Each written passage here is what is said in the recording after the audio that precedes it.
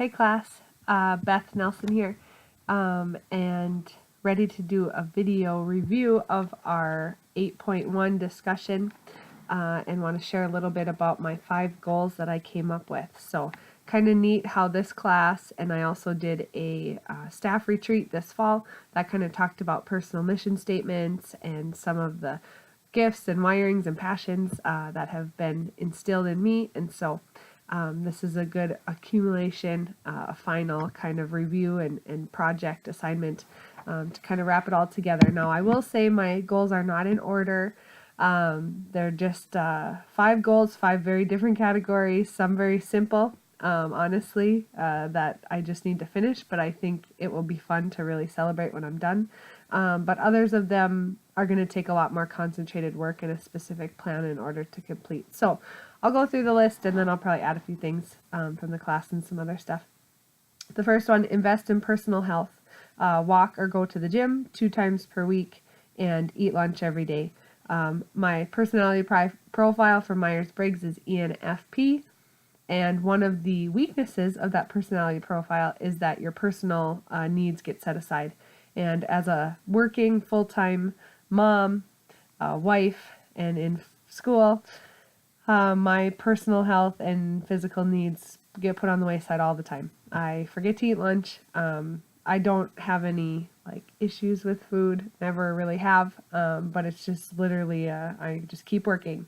And so I need to be healthy. I'm sick actually right now, and I need to be healthy in order to do ministry effectively and have a healthy family. And so in this next year, I've made a little bit of progress in the last year, but I'm going to be joining the gym now again. That my husband is not gone quite as much. He's a farmer, and so he'll be home now in the winter, and I can go to the gym a couple times early in the week. And I have accountability. A point of this class and saying our goals out loud to each other is for accountability. For the gym, I have another prairie hider who comes into my driveway and picks me up in the morning at 5 a.m. Otherwise, there's no chance I'm getting up that early. So, thankful for accountability. The second goal that I wrote is simply to finish school. School has been very difficult for me to keep up with. And so I'm going to celebrate big time when I'm done in May. It's going to be a great feeling. I've learned a ton, learned a lot about myself. It's really neat to learn more about God's timing. The timing was perfect for specifically this class and the other class that I'm taking right now in my walk with Him to help me through some pretty difficult seasons. So, which leads to the third one, and it's a broad goal that I know I'm really going to have to break down and make a plan, but connect with God daily. And so through this class, I really learned some of the ways that I'm uniquely wired and trying to figure out now how do I connect spiritually based on how I'm wired. And so I put music, prayer, and the Bible. And how can I integrate those into my life daily? I do have a 10 or 11 day streak right now with the Bible app.